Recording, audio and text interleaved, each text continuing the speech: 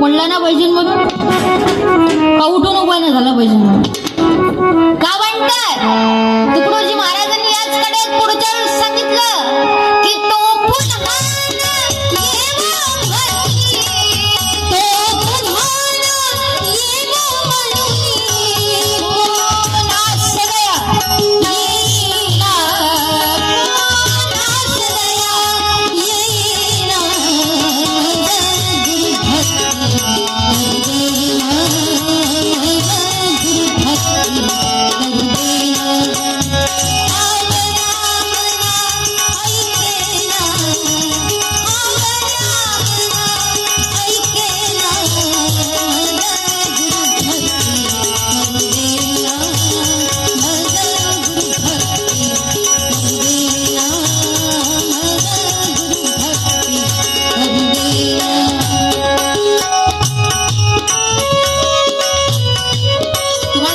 शेवटले 15 मिनिटं घेते पण 15 मिनिटं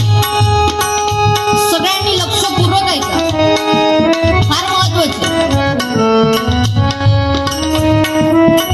ज्या दिवशी माणसाचा जन्म होतो लक्षात घ्या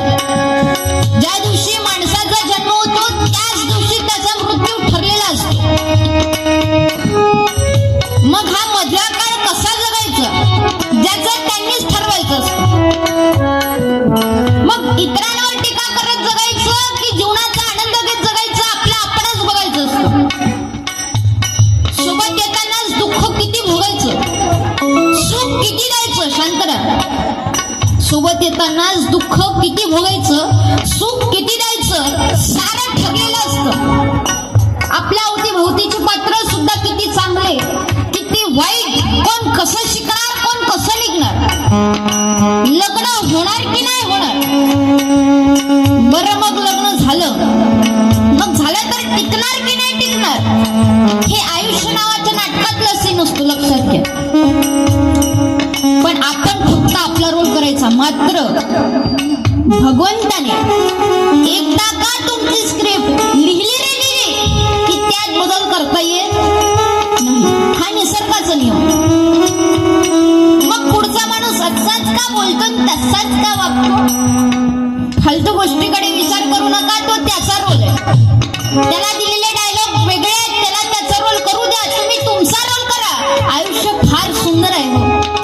नेहमी हसत मुखत जगा आणि आनंद करा कारण आयुष्य हे कोणाचं किती बाकी असतं कधीच कोणाला माहिती नसतं पण काही काही माणसाला वाटते